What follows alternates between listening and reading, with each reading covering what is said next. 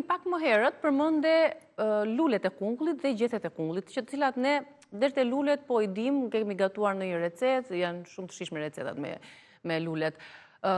Por nuk është se i përdorim se dim se kanë ndonjë vlerë. Të gjitha këto vlera janë dhe te gjethet dhe te lulet, apo ka dhe përfitime të tjera, nëse mund t'i përmendim? Po lulja është një mund themi një ilaç medicinal. Është trajtuar si ilaç medicinal para shumë kohësh dhe shërben, pra ajo ka rreth 30% të vitaminës A dhe vitaminës C në trupin e vet, të asaj që ne duam në ditë. Pra shumë e pasur.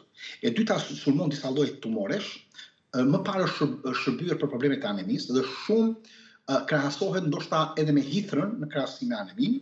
Është për problemet gastrointestinale, madje në 2 studime të pjesshme me shumë pak persona, 13 dhe 26 persona, është parë që kalon disa nga ilaçeve të problemeve të gastrointestinaleve.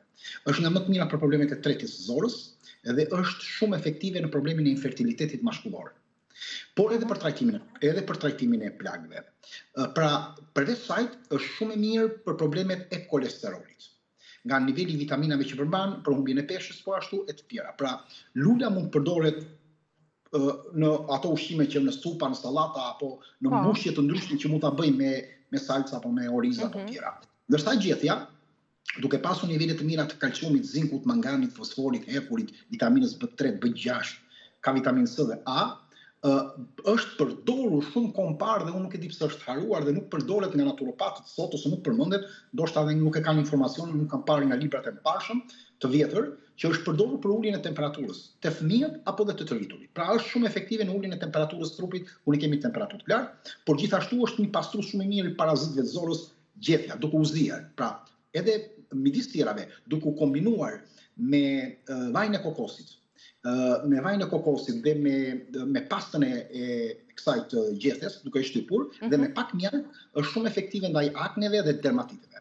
Por midis tjerave mbron shëndetin e zemrës, sepse ka nivel të fibrave, zvoglon çrregullimet në përgjithësi të zemrave, dhe sidomos të rradhje të tepërta të zemrës dhe të shpejta gjethja e kungullit, por ul dhe problemet e artritit reumatoid. Dhimbjet e muskujve, problemet e artritit të tjera dhe sidomos sindromën premenstruale. Pra në momentin që gratë janë në momentin e kësaj fazës para se të vinë zakonet ose periodat, është e mira që të konsumojnë një gotë çaj të gjethjeve të kungullit, sepse rregullon hormonin, nervozizmin, balancon nivelin edhe hormonal dhe gjithashtu është parë që është efektive në drejtim të kariesit dhe të problemeve dentare, pra duke konsumuar duke bërë gargar, edhe për kancerin e zorës dhe sidomos është shumë e mirë për problemet e uljes së kolesterolit dhe për humbjen e peshës po ashtu. Pra gjithçka, gjethe, lule te kungulli. Brenda kungullit janë ato fara. Lulen e tha, ajo ishin lulet i thash, këto në fund ishin për gjethet që kishin ndoshta vera. Po, lulja ishin për që krahasohesh edhe me hithrën dhe ishte element shumë interesant për anemin apo për kolesterolin, infertilitetin. I mbajtëm shënim.